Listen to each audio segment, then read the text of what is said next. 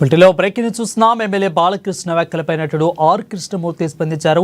చిరంజీవి 100% నిజం చెప్పారని అన్నారు. జగన్ ప్రభుత్వం ఎవరిని అవమానపరచలేదని స్పష్టం చేశారు.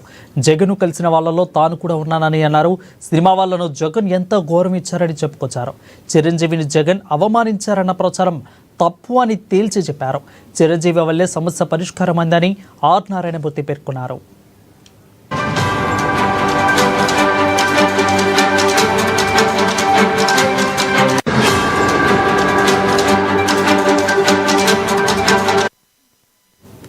ఇక దీనిపై మరింత సమాచారం మా ఫిల్మ్ రిపోర్టర్ అశోక్ కొఫల్లిలో సిద్ధంగా ఉన్నారు. అశోక్, చెప్పండి అప్డేట్స్ అంటే.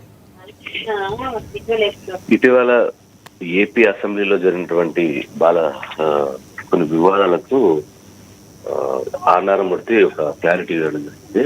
మన కామినేని ఇచ్చినటువంటి కొన్ని స్పీచ్ కి బాలయ్య లేస్తూ అసెంబ్లీలో అంటే వివాదాస్పద వ్యాఖ్యలు చేశాడు. సైకోగాడని, అలాగే ఇండస్ట్రీకి సంబంధించినటువంటి కామినేని అన్న విషయం ఏంటంటే చిరంజీవిని అలాగే సినిమా ఇండస్ట్రీకి సంబంధించిన పెద్దలందరినీ కూడా, హీరోలందరూ కూడా అవమానించాడు.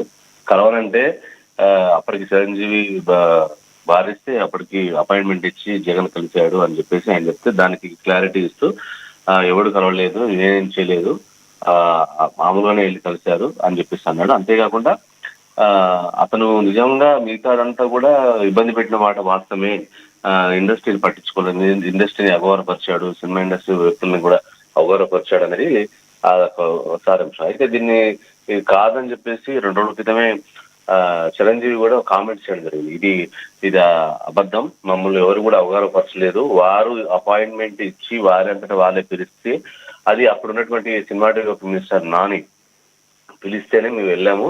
అక్కడ జగన్ కూడా ఒక టైం ఇచ్చాడు. ఇండస్ట్రీకి సంబంధించినప్పటికీ కొన్ని థియేటర్ ఇంటర్నేషనల్ టికెట్స్ రేట్స్ విషయం కావచ్చు, లేకపోతే ఇండస్ట్రీకి సంబంధించినటువంటి పర్మిషన్స్ విషయం కావచ్చు, అవన్నిటి కూడా ఆయన ఆ రోజు మేము మాట్లాడిన వల్లే ఇండస్ట్రీకి కొంచెం మేలు జరుగుతుంది, ఇప్పటికి ఎటువంటి ఇబ్బంది లేదు, అప్పుడు ఎవరు కూడా జగన్ కానీ అక్కడ మంత్రి కానీ ఎవరు కూడా మమ్మల్ని అవగాహపరచలేదని చెప్పి ఆయన చెప్పాడు.